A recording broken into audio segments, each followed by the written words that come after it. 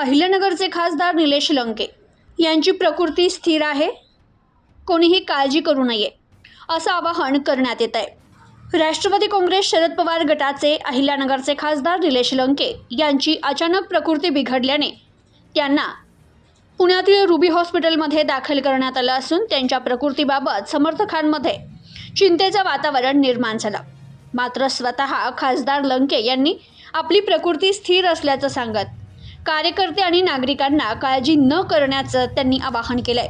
1 मे रोजी तामिळनाडू येथील जंजीगडावर आयोजित गड संवर्धन मोहिमेत खासदार निलेश लंके यांनी तब्बल 7 ते 8 तास प्रत्यक्ष श्रमदान करत स्वच्छता मोहिमेत सहभाग घेतला होता।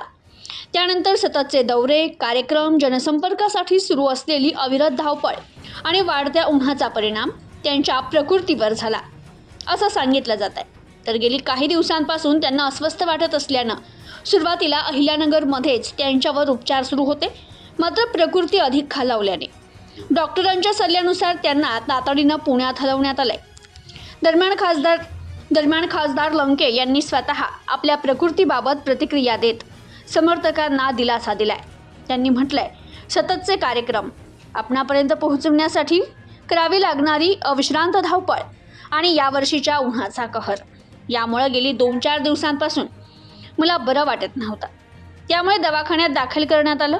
पुढील उपचारासाठी मी रुबी हॉस्पिटल पुणे येथे दाखल झालो। आता माझी तब्येत स्थिर असून डॉक्टरांच्या सल्ल्यानुसार काही दिवस सक्तीची विश्रांती घ्यावी लागणार आहे। आपल्या सदिच्छा, शुभेच्छा आणि आशीर्वादाचं बळ माझ्या पाठीशी आहे, त्यामुळे कोणीही काळजी करू नये। मी लवकरच पुन्हा आपल्या सेवेत रुजू होईन। लंके यांच्या या प्रतिक्रियेनंतर समर्थकांमध्ये काही प्रमाणात दिलासा व्यक्त करण्यात येतोय। दरम्यान पुण्याकडे रवाना होताना डॉक्टरांची विशेष टीम त्यांच्यासोबत असल्याची माहिती मिळते। पुण्यातील तज्ज्ञ डॉक्टरांच्या देखरेखीखाली त्यांच्यावर पुढील उपचार सुरू आहे। राजकीयदृष्ट्या अत्यंत सक्रिय आणि जनसंपर्कासाठी ओळख असलेले खासदार निलेश लंके अचानक आजारी पडल्यानं अहिल्यानगर जिल्ह्यासह राज्यात चर्चेला उधाण आलंय। Bureau report, news today 24।